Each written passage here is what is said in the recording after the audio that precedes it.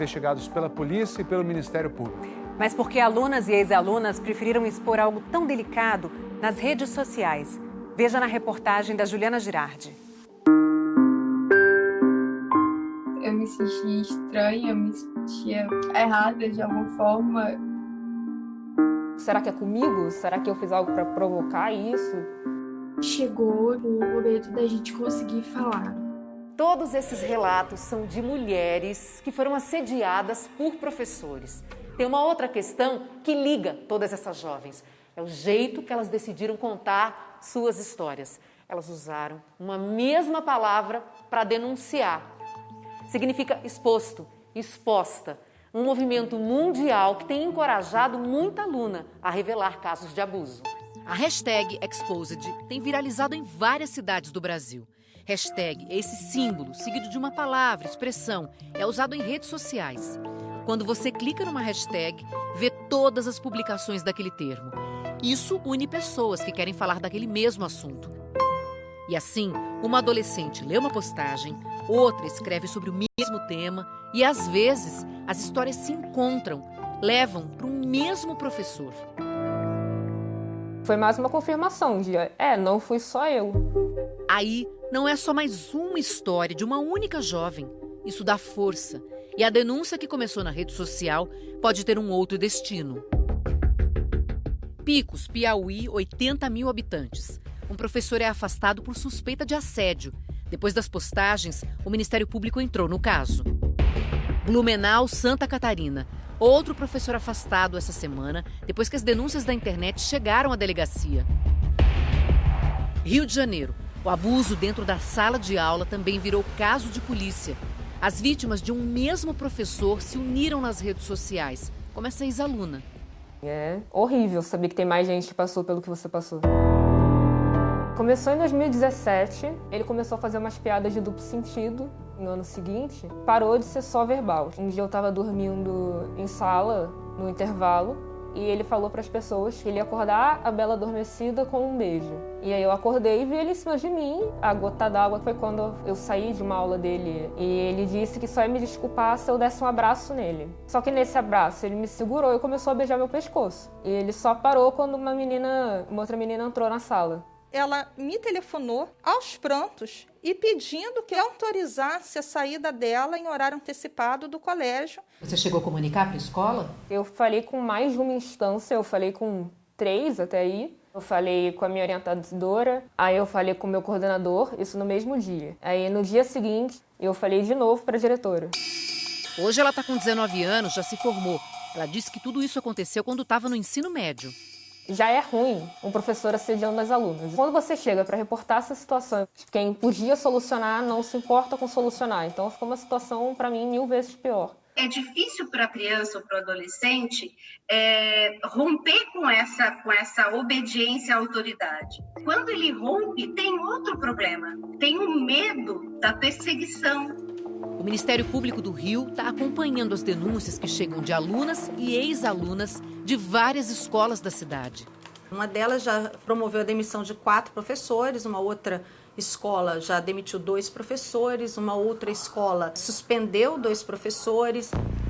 No Rio, o Colégio Santo Inácio, onde a vítima ouvida pelo Fantástico estudava, informou que afastou o professor citado por ela e também outros 2. Assumiu que vai reconhecer falhas em processos e encaminhamentos de anos anteriores e ampliar a escuta e o diálogo permanente. Apucarana, no Paraná, tem 120 mil habitantes. Há mais de um mês, o movimento das redes sociais expôs para toda a cidade o comportamento de um professor do ensino médio que dava aulas em várias escolas. Mas não parou na denúncia virtual. 11 alunas e ex-alunas procuraram a polícia para contar o que ele fazia.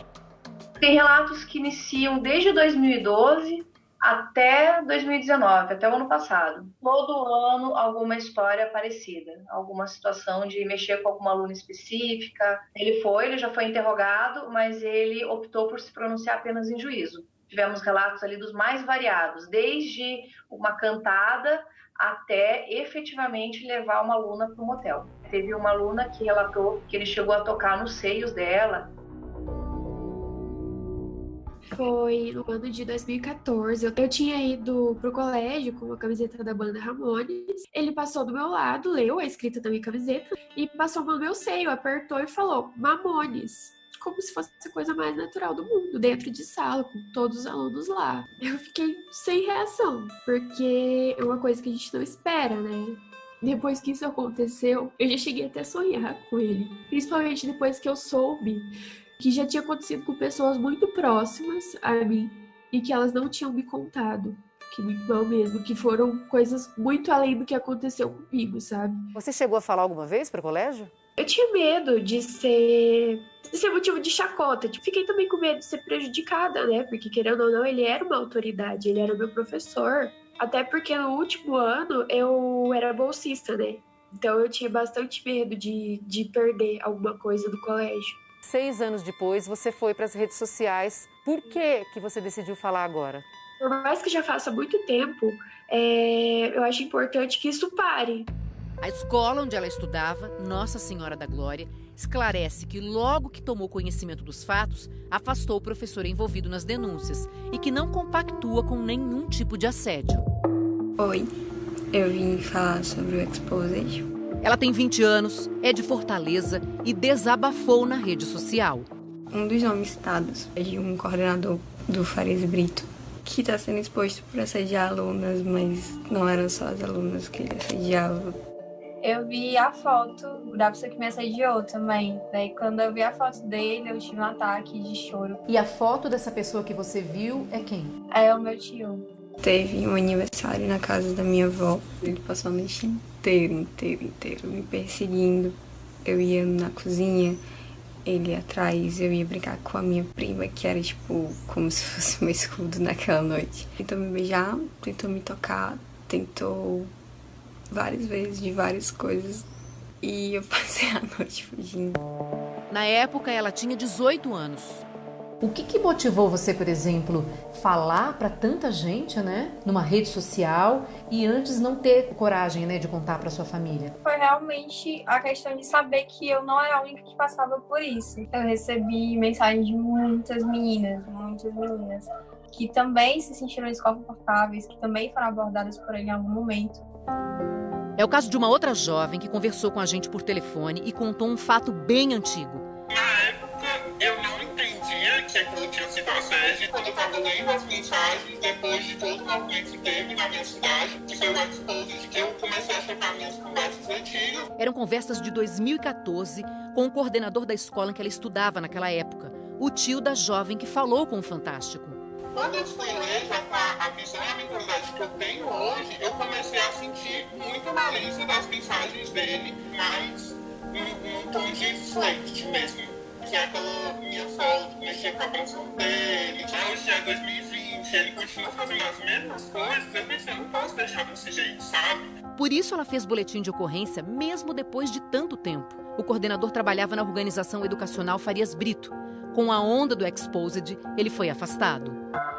A organização educacional Farias Brito disse que repudia qualquer ato de assédio e citou que, além dele, nenhum dos profissionais envolvidos em denúncias de abuso faz mais parte do quadro da escola.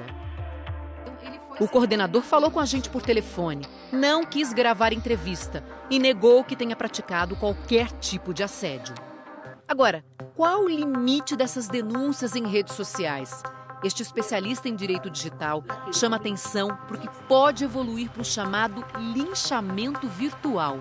Muitos que recebem esta denúncia nas redes sociais se revoltam, mas a mobilização de pessoas na internet para acabar com a reputação daquele indivíduo que sofreu apenas uma denúncia, que está sendo investigado, deturpa o objetivo da vítima, que ao publicar aquela denúncia nas redes sociais, quer justiça, ter o mínimo de prova quando publicar essa informação e esta denúncia, que é grave, para se proteger ao relatar isso a público nas redes sociais.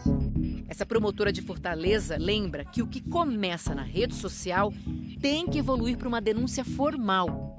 O campo para se fazer é justiça. O campo para barrar essas condutas, porque muitos perguntam, quando é que isso vai parar? O que acaba com essa cultura, o que acaba com esse medo é a justiça. O Ministério Público acompanha o caso de alunas e ex-alunas de Fortaleza que denunciaram professores.